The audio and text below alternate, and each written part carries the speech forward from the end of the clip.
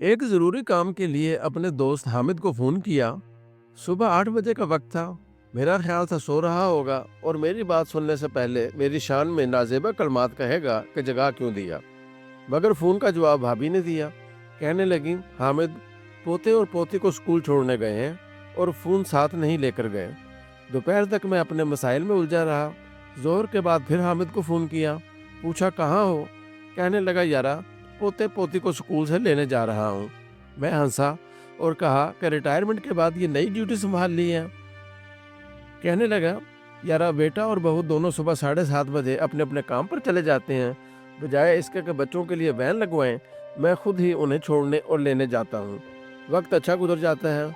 इनके पास बेगम को और मुझे खिलौने मिल गए हैं, वरना ये लोग मुल्क से बाहर थे तो हम सारा दिन घर में बोर होते रहते थे। शाम को एक करीबी अजीज़ मिलने आ गए। बहुत परेशान थे और मशवरा चाहते थे। उनकी बेगम और बहू की आपस में बन नहीं रही थी। रोज़ रोज़ की चकचक से तंग आ गए थे। बहू ज़बान से नहीं कहती थी, मगर चाहती थी कि अलग मकान लेकर मियाँ और बच्चों के साथ रहे। बेटा मानता नहीं था। उन्हें मशवरा दिया कि बेटे को समझाएं, अलग मकान ले ले और कहीं नज़दीक ले ले, ताकि आपके पास भी आता जाता रहे। ये भी समझाया कि इसके अलावा कोई हल नहीं।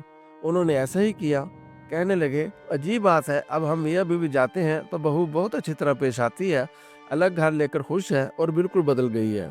गौर कीजिए, ऊपर की सतूर में आपने दो किस्म की सूरत हाल देखी है। पहली सूरत हाल में जॉइंट फैमिली सिस्टम एक नेमत से कम नहीं। मियाँ बीवी दोनों मुलाजमत पर जाते हैं। उनके बच्चों की देखभाल सारा दिन माँ बाप की गैर हाजिरी में दादा दादी करते हैं।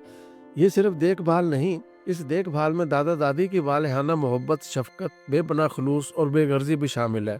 जाहिर है ऐसी देखभाल कोई आया, कोई नैनी, कोई मुलाजमा नहीं कर सकती।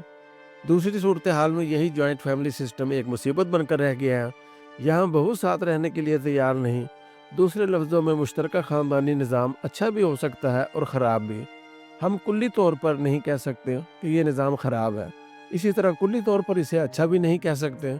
एक मारूफ और मोहतरम वाइज के एक बयान का आजकल बहुत शोरा है कि मियाँ बीवी का खूबसूरत रिश्ता जॉइंट फैमिली सिस्टम की वजह से तबाह व बर्बाद हो गया।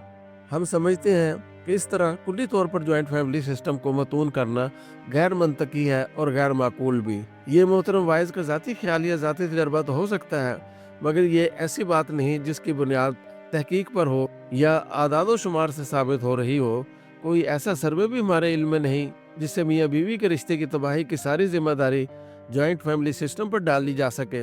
कई दीगर वजूह भी तबाही की जिम्मेदार हो सकती हैं। गुर्बत भी एक वजह हो सकती है। हमारा मुआशरा औरतों की मुलाजमत के हवाले से भी एक ख़ास माइंड सेट रखता है। इसकी वजह से भी जोड़े अलहदा हो रहे हैं। मर्द जब देखता है कि एक हाउस वाइफ के मुकाबले में मुलाजमत करने वाली बीवी ज़्यादा खुद मुख्तार, ज़्यादा बाएतमाद और ज़्यादा मोतरज़ है, तो वो इस खुद मुख्तार रवैये को कबूल नहीं करता।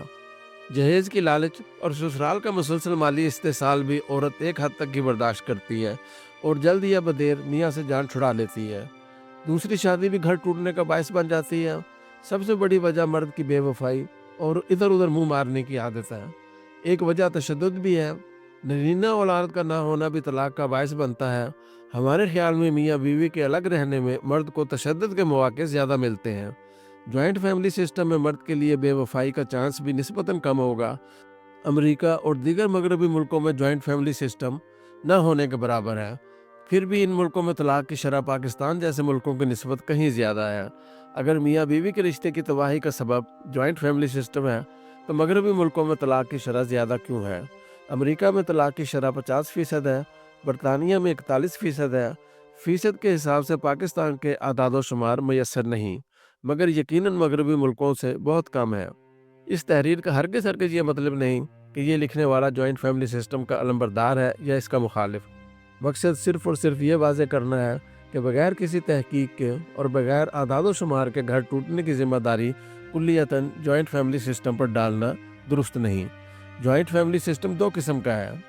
एक वो है जिसमें कई शादीशुदा जोड़े साथ रहते हैं, जैसे वालिदैन के अलावा 2 या 3 या ज़्यादा शादीशुदा भाइयों का इकट्ठा रहना, उन सब का एक ही किचन होना।